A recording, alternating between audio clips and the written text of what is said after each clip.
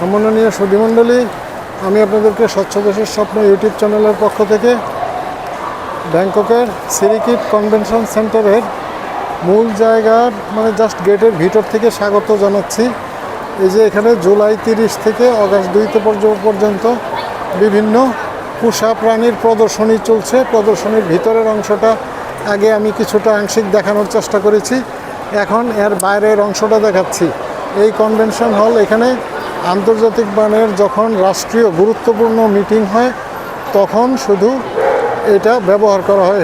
হলটা অন্য অংশটা অন্য বিভিন্ন কাজে ব্যবহার করা হয়। এর বাইরের অংশটা আমি আপনাদেরকে দেখাচ্ছি। এখানে দেখেন অনেকেই কুকুর এবং অন্যান্য পশু প্রাণী নিয়ে এসছে এবং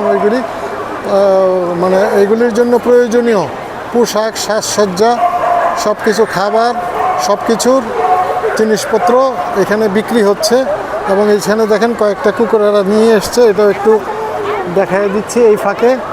এই যে এখানে কয়েকজন এটা নিয়ে দাঁড়িয়ে আছে, তারা চলে যাচ্ছে এখন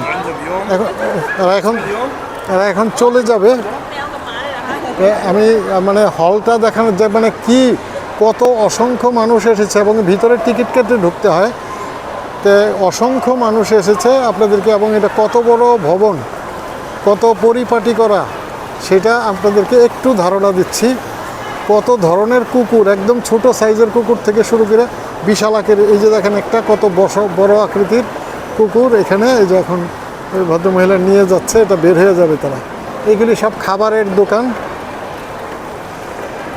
তা অনেকেই এখান থেকে বের হয়ে এই যে কুকুরের জন্য বা পশুর জন্য, তাদের প্রাণীর জন্য, পোষা প্রাণীর জন্য বিভিন্ন জিনিস, খাবার জিনিস কিনেছে এবং কিনেছে। এই যে একটা খরগোশের মতো দেখা যাচ্ছে, এটাও উনি এখানে কিনে নিয়েছে, এটা বুঝতে পারছি, এখন কিনে নিয়ে এসছে।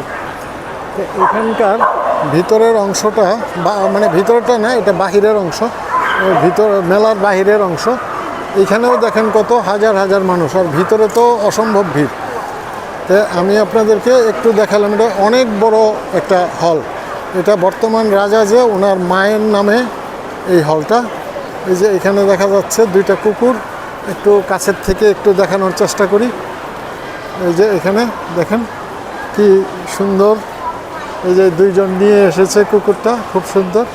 ভিতরে তো অনেক দেখেছি। তো এখন এখানকার পরিবেশটাও আপনাকে দেখালাম।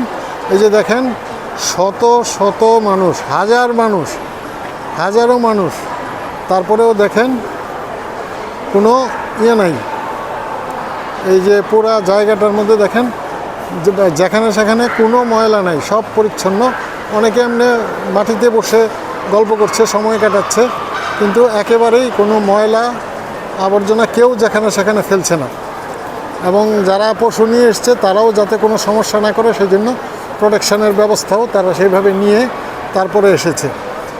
তা এই যে এরা এত বড় বড় স্থাপনা এত সুন্দর পরিচ্ছন্ন রাখছে, সেটা কিভাবে রাখছে? এটা দায়িত্বশীলতার মাধ্যমে এবং সচেতনতার মাধ্যমেই তারা রেখেছে। কাজেই আমরা আশা করব যে আমরাও এরকম দেখে শিখব, অন্যদের কাছ থেকে শিখে একই সাথে আমরা সেইভাবে আমাদের স্থাপনা, আমাদের জায়গাগুলি সুন্দর রাখার চেষ্টা করব। এই প্রত্যাশা রেখে সবাইকে ধন্যবাদ জানিয়ে এখান থেকে বিদায় নিচ্ছি। ধন্যবাদ।